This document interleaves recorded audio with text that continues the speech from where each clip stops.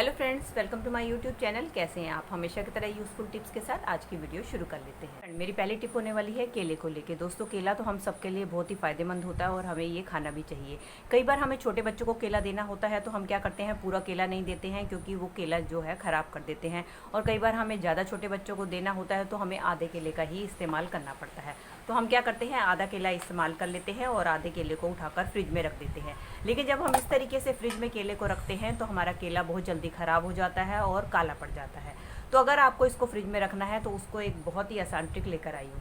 तो आपने क्या करना है, आपने लेना है घर पे रखा हुआ कोई भी ढक्कन। इस तरीके से आप ढक्कन ले लें और इसके बाद आपने ये जो केले का मुंह है उसके ऊपर आपने इस ढक्कन को लगा देना है। इसके बाद जब आप केले को स्टोर करके रखेंगी तो आपका केला बिल्कुल भी ख़राब नहीं होगा, इसी तरीके से आपको फ्रेश मिलेगा। चलिए फ्रेंड, मेरी अगली टिप भी होने वाली है केले को लेकर। दोस्तों, केले का तो इस्तेमाल हम कर लेते हैं लेकिन अक्सर हम क्या करते हैं, इसके जो छिलके हैं इसको उठाकर फेंक देते हैं, जबकि छिलके भी हमारे लिए बहुत ही फायदेमंद होते हैं। तो आपने क्या करना है, कभी भी इनके छिलकों को फेंकना नहीं है। दोस्तों, जब भी हम पूरी बनाते हैं या चोखा लगाते हैं तो आपने देखा है तेल के छींटे जो है हमारे पूरे गैस स्टोव के ऊपर लग जाते हैं, जिसको कि अगर हम नॉर्मल कपड़े से साफ करें तो हमारा सारा कपड़ा या डस्टर गंदा हो जाता है। तो आप क्या करें, इन छिलकों का इस्तेमाल कर सकते हैं आप अपने गैस स्टोव को क्लीन करने से। इससे क्या फायदा होता है कि जो तेल है वो बहुत ही आसानी से आपके गैस स्टोव से क्लीन हो जाता है और दूसरा आपका कपड़ा भी गंदा नहीं होता और तीसरा आपका गैस भी बहुत ही अच्छी तरीके से शाइन करने लग जाता है। और अब आप ले कोई भी सूखा कपड़ा और सूखे कपड़े की मदद से आप इसको साफ कर लें। अब आप देख सकते हैं कि मेरा गैस स्टोव कितनी अच्छी तरीके से साफ हो गया है।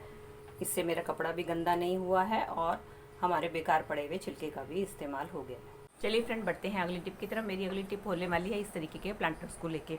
कई बार दोस्तों हम ऐसे घर में रहते हैं कि हमारे पास नीचे इतना स्पेस नहीं होता कि हम अपने प्लांटर को रख सकें और इसको हैंग करने के लिए हमें अक्सर ऑर्गेनाइजर की जरूरत पड़ती है, जिसको कि हम मार्केट से खरीद के लेकर आते हैं। तो आज मैं आपके साथ एक बहुत ही बढ़िया जुगाड़ शेयर करने वाली हूँ जिसकी मदद से आप बहुत ही आसानी से फ्री में ही अपने प्लांटर को हैंग कर सकते हैं। उसके लिए आपने लेनी है कोई भी अपने घर पे रखी हुई इस तरीके से डोरी। और डोरी लेने के बाद आपने क्या करना है, पहले आपने डोरी को नीचे इस तरीके से बिछा देना है और उसके बाद जो भी प्लांटर आपने हैंग करना है उसके ऊपर आपने डोरी के ऊपर रख देना है। अब हम क्या करेंगे, ये जो हमने डोरी ली है इसको हमने पहले नॉट बांध देनी है। ये देखिए, इस तरीके से हम नॉट बांध देंगे और नॉट बांधने के बाद हमने क्या करना है, धीरे धीरे इस नॉट को खोलना है। इस तरीके से हम नोट बांधेंगे और इसके बाद हम नोट को खोलकर ये जो हिस्सा है इसको हम इसके अंदर डाल देंगे। डालने के बाद अब हमें क्या करना है, इस तरीके से गमले के पॉट के दोनों साइड पर डालते हुए हम इसको इस तरीके से खींच लेंगे। इस तरीके से खींच लेंगे। अब ये जो हमारा ऊपर वाला हिस्सा बचा है इसके ऊपर हम दो नोट बांध देंगे। ये देख सकते हैं, अब ये हमारा एक हैंगिंग प्लांटर बनकर तैयार हो गया है। इसकी मदद से आप इसको कहीं भी हैंग करके रख सकते हैं। चलिए फ्रेंड, देख लेते हैं अगली टिप को। मेरी अगली टिप होने वाली है इस तरीके के स्वीट बॉक्स को लेके, जो कि अक्सर हमारे घर पे आते हैं तो हम क्या करते हैं, इसको उठाकर कबाड़ में फेंक देते हैं। तो आज इसका बहुत ही बढ़िया रीयूज शेयर करने वाली हूँ। उसके लिए आपने क्या करना है, उसके लिए ले आप एक पेन और पेन लेने के बाद आपने इस तरीके से इसके ऊपर छोटे छोटे मार्क्स बना देने हैं। ये देखिए, मैंने इसके ऊपर ये 4 निशान बना दिए हैं। अब हम क्या करेंगे, किसी नाइफ की मदद से अब हम इसको कट कर लेंगे। ये देखिए दोस्तों, मैंने इसके चारों तरफ होल बना लिए हैं। अब हमें क्या करना है, अब हमें लेनी है डबल साइडेड टेप। हम इसके पीछे की साइड चिपका देंगे। अब इसका इस्तेमाल कहाँ करना है ये भी मैं आपको दिखाती हूँ। चलिए दोस्तों, इसको मैंने अपने बाथरूम में हैंग कर दिया है। अब हम क्या करेंगे, जो हमने होल बनाए थे इसके अंदर हम अपने ब्रशेस डाल देंगे और इसके जो पीछे का स्पेस बचा है उसके अंदर हम अपना टूथपेस्ट रख देंगे। इस तरीके से ये हमारा टूथपेस्ट होल्डर बनकर तैयार हो गया है। अब आप इसका ढक्कन बंद कर दें तो इससे क्या है, आपके ब्रशेस गंदे भी नहीं होंगे और इस तरीके से आपके घर पे रखा हुआ बेकार कबाड़ भी यूज़ में आ जाएगा।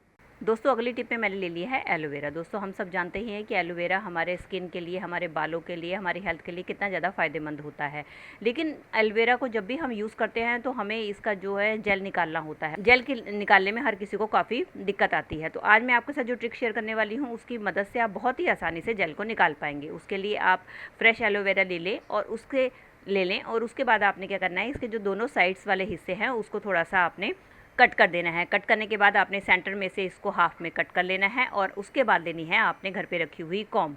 इस बात का ध्यान हो कि आपकी कॉम्ब नहीं होनी चाहिए और उसके बाद आप इस कॉम्ब की मदद से एलोवेरा निकालेंगे तो आप देखेंगे बहुत ही आसानी से एलोवेरा निकल कर बाहर आ जाएगा। तो जब भी आपको एलोवेरा का जेल निकालना हो तो आप इस टिप को इस्तेमाल कर सकती हैं।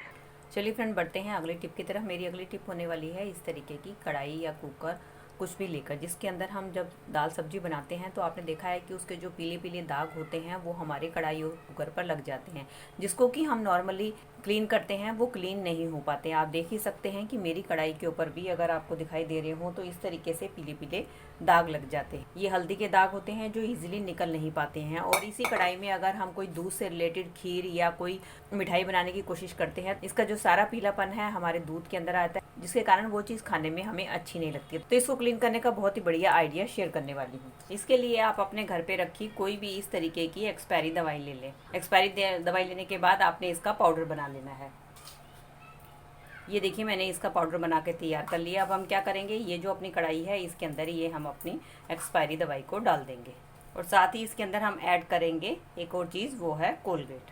कोलगेट लेने के बाद आप कोई भी स्क्रबर ले लें और उसको गीला कर लें। इसके बाद आप अपनी कढ़ाई को इससे क्लीन करें। इसका जितना भी पीलापन है वो मिनटों में ही आपका साफ़ हो जाएगा। और साथ ही इसमें डाल दें थोड़ा सा डिश जेल।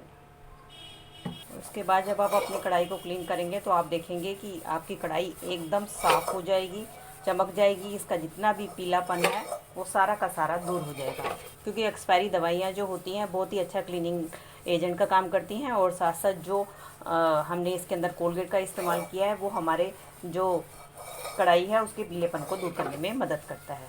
चलिए दोस्तों, अब मैं इसको आपको वॉश करके दिखाती हूँ।